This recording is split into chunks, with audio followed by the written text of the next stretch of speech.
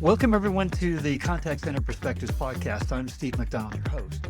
And today we've got a very interesting conversation with Daniela Linero. Now, Daniela, you're not only the Chief Customer Officer at Ontop, but you're an entrepreneur. You started out a very successful company, had a number of rounds of funds, you exited, you sold the company, you moved your way up inside of Ontop.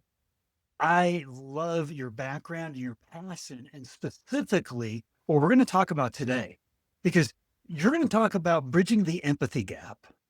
And we don't really talk about that enough inside of the industry. You don't go to the latest conference and you hear people talking about this, but the way you're framing it is so important. And it's really about getting away from surface level needs and getting into a request and getting into really deep needs. And so we're going to start unpacking all of that. But what I'd love to do is just turn it over to you first and maybe explain a little bit more about your background. Thank you, Steve. Thank you for inviting me. I'm really honored to be here. Yes, I'm Daniela Linero from Santa Marta, Colombia. Santa Marta is a really small town in the Caribbean, in northern part of Colombia. So I study industrial engineering in Bogota there. And as you mentioned, I studied my first startup. It was my thesis degree, like the college final project. And it was a marketplace in construction, connecting builders with suppliers. So for almost 6 years, I love it. I was so passionate about it. As CEO, you are everything, no? You go and talk to investors, you talk to clients, but you also clean the office if that's necessary. So I think that helped me to understand a lot about the business, a lot about the culture that I want to build in my startup. And that helped me also understand where I want to head, like where I want to go. So that's when I made the decision to join Ontop. I joined as customer success lead as well, always focusing on clients. But as an entrepreneur, I have had so many areas at Ontop. I have compliance. I don't know anything about compliance, but at some point I manage compliance, payments, but always the clients have been in the center. So right now, I'm the chief customer officer, like giving clients experience and turning them into like lifetime advocates. That's our job, is to create lifetime advocates. They drive all the key KPIs. And I love your background as a CEO because you have a much broader perspective than a lot of us that come up within a vertical, within a company. You have a broad perspective of what it takes to create long-term sustainable success. So let's tap into some of your expertise here. And I'm going to start out right away. And we all know the importance of customer relationships, but you talk about breaking through the price value paradox. And I'd love you to just peel the onion back on that and those big words, price value paradox. And what does this mean? And what do you want us to know? Yeah, so often in my works, I have found like that problem between the price and what the client is expecting about the product. And sometimes they want to pay a renewal for, but they are expecting a variety. But no one's tell them that's not compatible and there's a mismatch there. So as an entrepreneur, when we start from scratch and from zero, we need to set a lot of plans. And it's fine if you do a lot for your clients, even if it's underpriced. But when you scale, there's a moment that you need to put boundaries and you need to put limits and you need to set clear expectations with the client. And for this price, this is what you get. What I have found in my team is that they don't want to say no to a client, but it's better to say, hey, this is not in the scope. You want to renegotiate with me? That's fine. I renegotiate, but you will not have this service. You will not have this feature, and help them understand where I'm coming from is very important for them to understand the value that you're providing rather than centering in the price. I had the opportunity to interview a woman who, C-suite executive, that actually had a PhD in pricing. And I didn't know you could get a PhD in pricing. He said in Germany here, you can. So we talked a lot about it. And the word value, it's so overused that it's almost meaningless these days. But your price is one of the most important strategies in your business because it's a signifier of value. So breaking it down and making sure that they understand the different components of that value, super important. So I just want to underscore that. I love starting out this way. You have another paradox and you called it the hospitality revolution. But you're not in the hospitality business. Just to be clear, Ontop is not in the hospitality industry. But what is the hospitality revolution that you're talking about here? Yeah, so at one point at On Top, I figured out that maybe we don't have the best product, and that's fine. But what we have is humans that understand and knows deeply the needs of our clients. And deeply, I mean not only in a professional space, also in a personal space. Once I had this problem that sometimes I wanted hospitality to become a competitive advantage with my clients, and I changed my name. I was VP of customer success. I changed to VP of customer happiness. I want you to be happy. I want you to have a real connection with me. I want you to have a great time. So sometimes naming things different do all the difference, not only for my clients, but only for my team. I need to make my client happy. And happy client upsellings, these referrals, they turn into advocates. So we design like a full guide of what a hospitality means. I'm going to give you some examples. My client, ICP, is a remote work. They hire remote. That's why we help them hire remotely. We created guides on restaurant visits in the major cities of the world. So if I'm talking with you and you're telling me that you are gonna visit Bogota, I'm from Colombia. I can give you the local recommendations that I can, like you can never imagine. But that's not my job. Not what I'm taught though. That is going beyond and is connecting with your personal interest for me to generate some connections, some experience with you. So I gave my team these are guidelines of what hospitality means. Sometimes it's going beyond SLAs, sense of urgency. If your client call you and ask you which is the best pizza in Bogota, you're gonna give him the answer of which is the best pizza in Bogota. But going beyond, and sometimes having little gifts. Like I have a lot of clients that are startups, so they do a lot of fundraising. Each time they have a fundraising, I am gonna send them a gift. I'm gonna send them a message. Maybe the person is his or her birthday. I'm gonna send him happy birthday.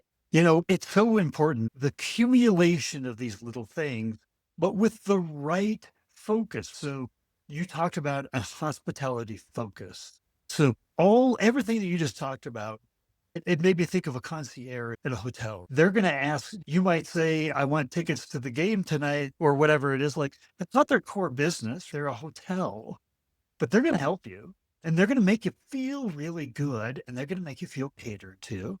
So the little things, even like customer success almost makes me feel like a number. There's no emotion to that. Is it your success for me as your customer or mine? Like, hence customer happiness. I want to talk to the head of customer happiness. That's a different tone, a different set of expectations. I love it. Part of this framework or philosophy that you have is a hospitality focus, but you also spoke about something that I think is equally as important is vulnerability. And you talked about that as a superpower, actually. And I'd love to just hear, how does this weave into the story that you're creating here? Yeah, because part of that hospitality is always being transparent with your client.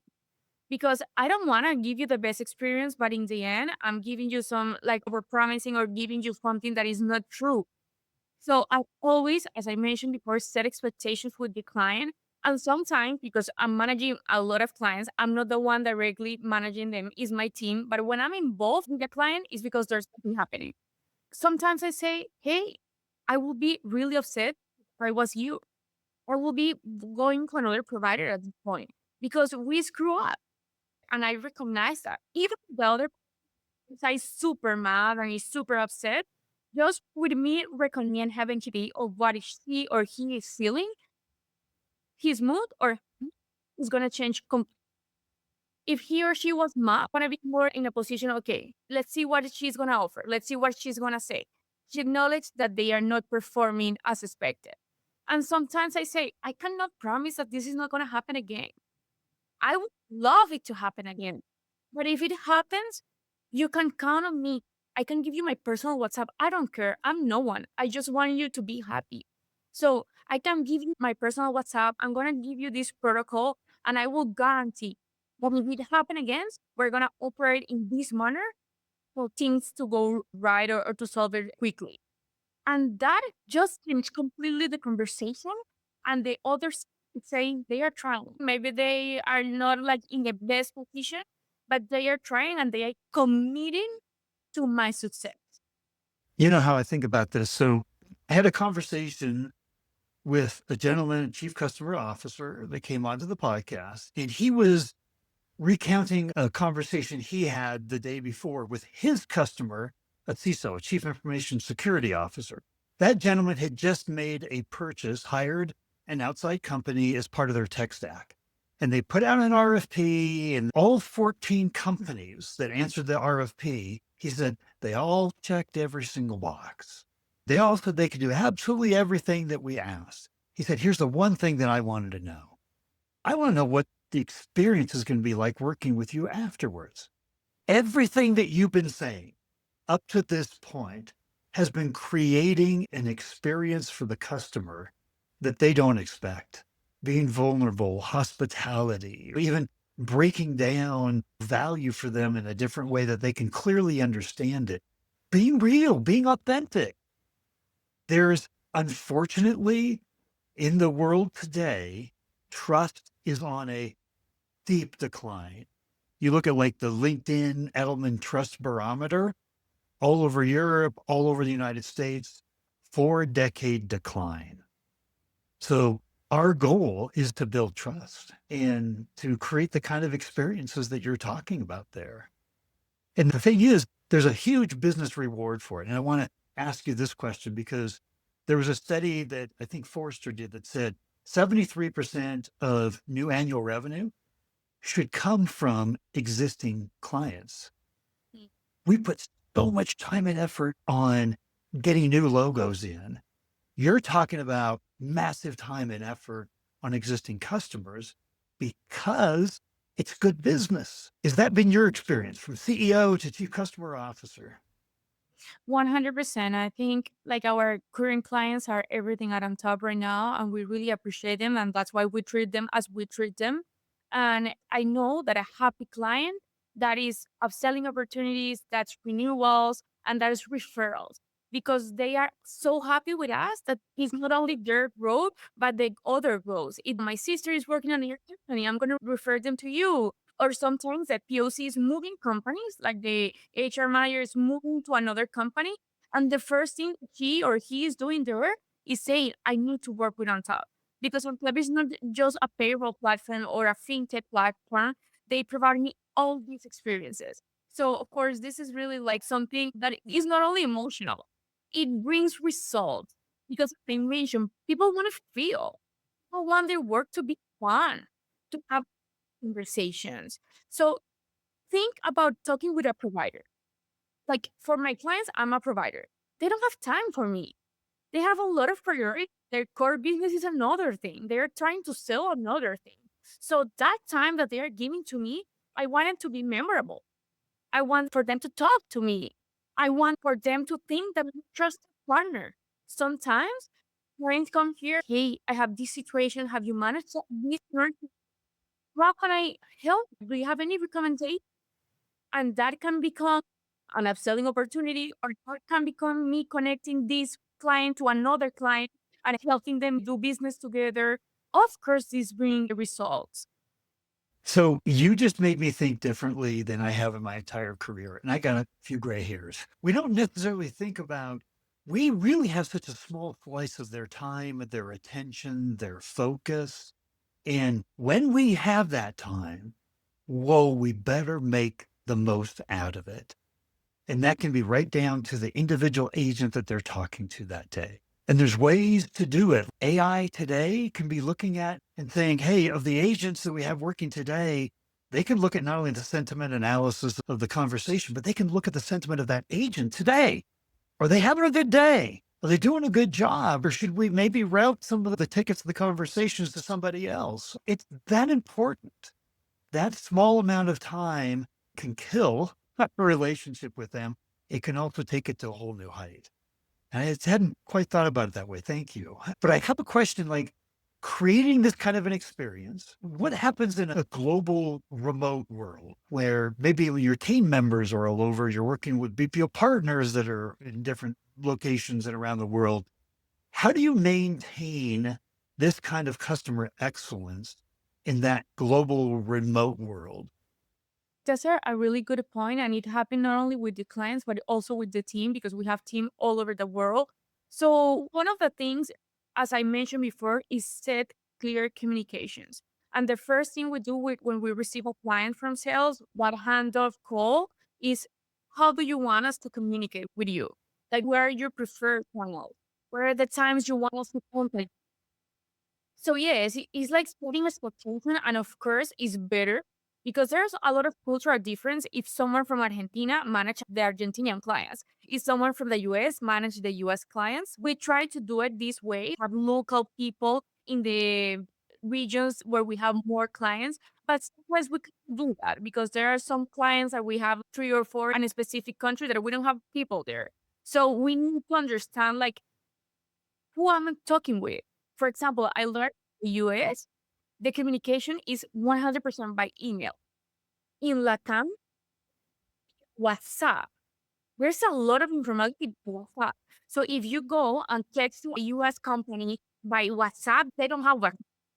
No, never gonna reply to you. So you need to understand, and we also have guides for their countries where we have the majority of our clients where to communicate, how to communicate, which is the style that you should be using, because that's important on that cloud experience that we were talking about. Absolutely. And it has a bottom line impact. I think part of what a lot of customer support contact center leaders suffer from being looked upon as a support department, not a seat at the table. You're a cost center, and we try to contain costs. So instead of saying, wow, how do we pour more resources into this to do more of everything that you're talking about here today?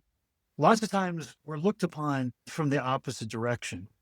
From the perspective of the CEO that you've been, from the perspective of the C-suite, a chief experience officer overseeing contact centers, what's your perspective on the cost center support role versus, no, we actually have direct line to bottom line growth of the business? How do you think about that? I think for me, they are two different things, and I have managed both. There's that support that it's solving tickets, and it went our case that is a problem. The platform is not working. The receipt is not uploading. This worker doesn't receive the money. That's their job. Like troubleshoot and make everything work as expected. But we have a set that is our customer success and customer happiness team that is dedicated 100% to growth. And that's part of educating our clients as well, because some of our clients, they come to their customers' success for tickets or for solving problems. But we need to redirect them to the support channels because they have the tools. They are the ones managing this in every single way. So it's not that I don't want to solve the problem, it's that in this channel, there's more efficiency because that's their job. Here, I'm your advocate. I'm the one helping you. Of course, if you give me a ticket number, I'm gonna advocate for you here and I make things happen.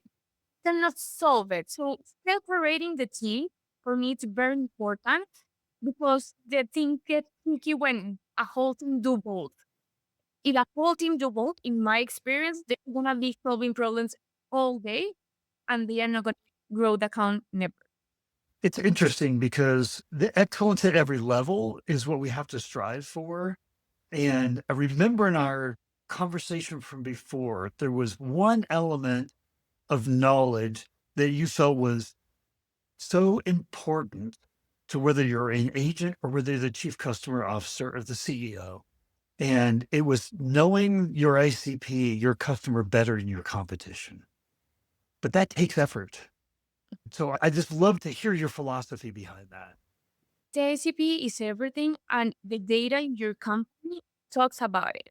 You can go and see who is your user, where are they located, which is their industry, how many, like the age that they have, the range, and you can create in your mind a profile of who is what user. Because if I'm talking to someone, even in a support chat or in a call, I need to understand who is in the other side, which are the pains, which is the desire, which are the interests. For example, for a HR manager, what is their professional goal? They want their workers and the people that work for them in their company to be happy and to be successful. So it's very important, and the ACP is in the data. And of course, it's always in the conversation with the clients. Even if you're in support or in fields, the company, you cannot stop talking to clients and ask the rate, what is your objective? What do you want to achieve? Even in your personal life, what is your objective? You want to go to a master degree? You want to go early home because you have kids? Having that and understanding that makes really the difference. And there is when you can have hospitality incentive and initiative with that person because you understand what they are trying to achieve. Yeah, it's just you have customers that in the end are saying, "You get me, you understand." And I wanna tie this back to the beginning, and we talked about the empathy gap. Tell me everything that we've been talking about here today, how does that address the empathy gap? And maybe even restate what you think that empathy gap really is again for us. Yeah, I think maybe it makes us a little bit more conscious that a relationship between a client and a provider, that's a human connection, and that we are human. We have emotions and we are things that we are looking for. So what I think and what I have seen in the market is a lot of us in customer success, we are so spent in the metric. What is the lifetime value? What is the client? What is the NPS? What is the CSAT? That's good. We need to measure. I'm not against it, but sometimes an NPS can tell you maybe I can support, but then I don't give you any referral. For me, it's better a referral than a miss with the best grade. Of course, we need to track things. We cannot see progress if we don't know where we were and where we are now. That's something we need to do. But in the meantime, you will get surprised of how these little initiative and little details will move your numbers. And you don't think that's the thing. You think that is more calls, more emails, blah, blah. Don't get me wrong. That also needs to happen. What I'm saying is that this is going to leverage the activities that your team is also doing. Let's think customer success like something holistic, something that is helping the client. That the metrics are important, but being transparent, vulnerable, setting your expectations is going to boost the numbers. I have to say, we've talked about so many important things here, and our poor brains can only take in about two or three things at a time. So I want to ask you this is the most important question. For everybody who's on and consuming this podcast today, if there was one thing that you wanted them to make sure that they took away from our conversation, what would that one thing be? Customer success is not customer service. It's more than that. And if you include vulnerability and authenticity in the conversation with your clients, you will get surprised with the results that you're going to have. I love it. You wouldn't believe how many people talk for 5 minutes when I ask that. What's the one thing? Well, thank you, because it's easy to retain that now. It's more powerful. And I just have to tell you, you're a fireball. Like I can just feel your passion coming through. I'd love to Mhm. be a client on the other side of our conversations. Here's what I know is going to happen. People are going to have questions. Would it be appropriate that I hand out a link to your LinkedIn profile so people could reach out and contact you? Yeah, 100%. I'm going to tell you something. We didn't plan this, but because I'm so passionate about vulnerability, about mental health, about authenticity, I have a podcast as well. It's in Spanish. It's for my community Spanish, but it's called The Mindset Journey because I'm passionate about this and I believe that everything starts here. It's about mindset. It's nothing more. So yes, of course, you can share my LinkedIn profile. You can share my podcast for the ones that talks in Spanish. So yes, of course. Fantastic. We'll be sure to do that. And I just wanted to say the mission of what we're trying to do here in the podcast is to bring together just different perspectives, different insights with different people with different experiences in different parts of the world and different businesses. But if we can all learn from each other, that's the rising tide that was soul boats. And you were an amazing part of that rising tide today. I just wanted to say thank you for coming on. No, thank you very much for inviting me. It's an honor for me.